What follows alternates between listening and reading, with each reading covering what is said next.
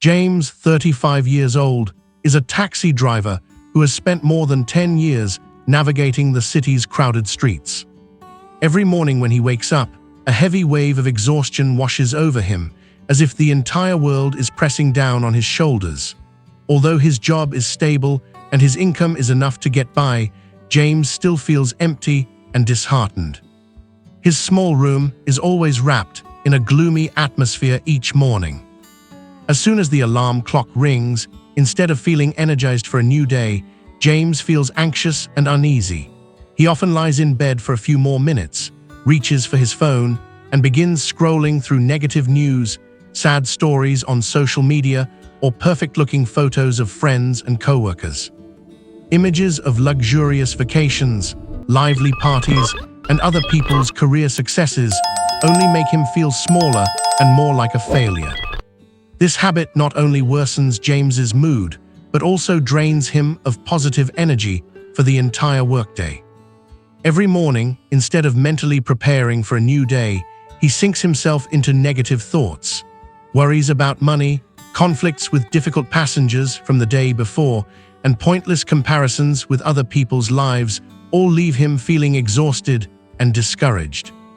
James feels as though he is trapped in a vicious cycle with no way out. He knows that he needs to change, but there seems to be no clear motivation or direction. As each day passes, the heaviness and discouragement grow stronger, making it even harder for him to escape the negative spiral of his own mind. Emma, James's girlfriend, notices a clear change in his personality in recent days. One morning, while they are drinking coffee together, she gently places her hand on his and asks, "Do you remember the last time you woke up feeling happy?" That simple question feels like a knife piercing James's heart, making him suddenly realize that it has been a very long time, perhaps since he was a child, that he truly felt joyful upon waking up. Emma looks straight into his eyes, her voice gentle but filled with concern. "I know your work is hard, but you're living as if life itself is a punishment. You're healthy, and you have me by your side, so why do you always seem so dissatisfied?" Emma's words give James a lot to think about. He begins to ask himself, when did I become so negative? That question haunts him all night, leaving him tossing and turning, unable to sleep. The next morning, instead of lying in bed as usual, James decides to take a walk to the nearby park. There he meets an elderly man sitting on a stone bench, calmly feeding birds. What strikes James the most is the peaceful smile on the old man's face, even though there seems to be no particular reason for it. Curious, James walks over and asks, "Sir, why do you always look so happy? Do you have a secret?" The old man looks at him, smiles, and replies, "Happiness isn't something to search for. It's something you practice every day, my child." He explains that just as we exercise our bodies to stay healthy, we must also train our minds to see the good things in life.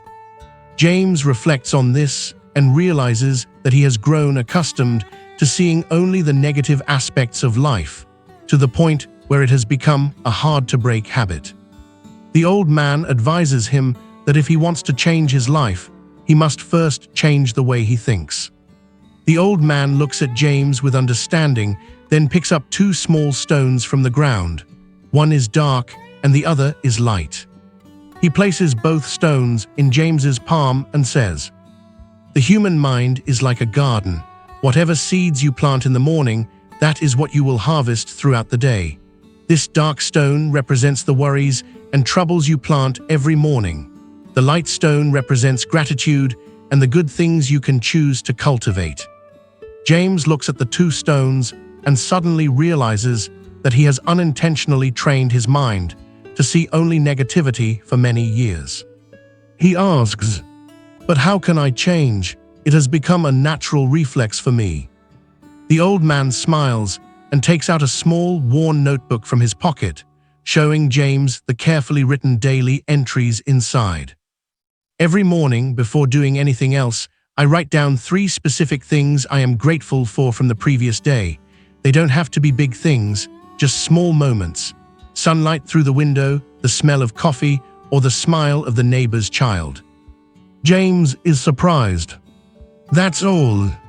The old man nods. That's all, but you must be consistent. At first, it will be difficult. Your mind will resist and tell you it's meaningless, but keep going a little every day. Gradually, you'll see how many precious things life holds. The old man gives James a new notebook and advises him. Try this for 30 days. Every morning, before your feet touch the ground, before you pick up your phone, write down 3 things. Be specific, be honest. Don't write vague things like health or family. Write about moments that truly touch your heart. Holding the notebook, James feels a small seed of hope begin to sprout. He decides to start the next morning. The following morning, the alarm clock rings. James lies still for a few seconds before remembering his promise to the old man. Instead of reaching for his phone as usual, he slowly sits up, opens the notebook, and begins to think. The first lines are difficult. 1. I woke up today. 2. The soft bed helped me sleep well. 3. Emma is still by my side, even though I'm often irritable. The handwriting is messy and the feeling is awkward, but he finishes writing anyway. By the 5th day, James starts paying attention to smaller details. 1. Emma's smile when I handed her a cup of coffee. 2. My favorite song playing on the radio while I was driving. 3. The last passenger yesterday sincerely thanked me. In the second week, things begin to change in a subtle, almost magical way. During one ride, James suddenly notices the golden-orange glow of the sunset reflecting off the tall buildings. He tells himself, I'll write this down tomorrow. By the 17th day, his entries become more vivid. 1. The smell of the earth after the afternoon rain. 2. The neighbor's child waving at me when I came home from work. 3. The feeling of the wind blowing through the car window as I drove across the bridge. Emma notices the difference. You look more handsome when you smile, she jokes as she reads his notes. James feels his heart grow lighter, as if an invisible burden has been lifted.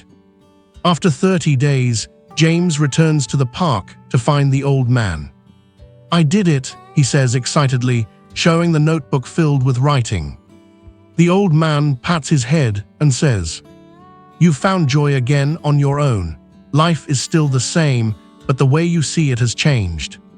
James realizes that happiness isn't about waiting for everything to be perfect. It's about discovering the hidden beauty in everyday moments. His relationship with Emma grows closer. Driving no longer feels like a burden, but like a series of meaningful journeys. He understands that with just 5 minutes each morning, life can change completely. James's story teaches us a valuable lesson. Happiness is not something we search for in the future or depend on circumstances to provide. It is something we can build every day, starting with the smallest moments. Life is full of countless good things, but we often miss them because we are too busy worrying, comparing ourselves to others, or drowning in negativity. Just 5 minutes each morning, taking time to quiet the mind and acknowledge things to be grateful for, whether it's the morning sunlight, a loved one's smile, or a warm cup of coffee, is enough to change how we see life. The greatest lesson is this. We cannot control everything that happens, but we can completely control where we place our attention. The habit of gratitude not only helps us feel happier, but also trains the mind to recognize and cherish what truly matters. Happiness is not a destination. It is a journey shaped by small choices made every day. Start today with a notebook and 3 simple things. You may be surprised to see life slowly change. Not because circumstances are different, but because your heart has learned how to open and receive.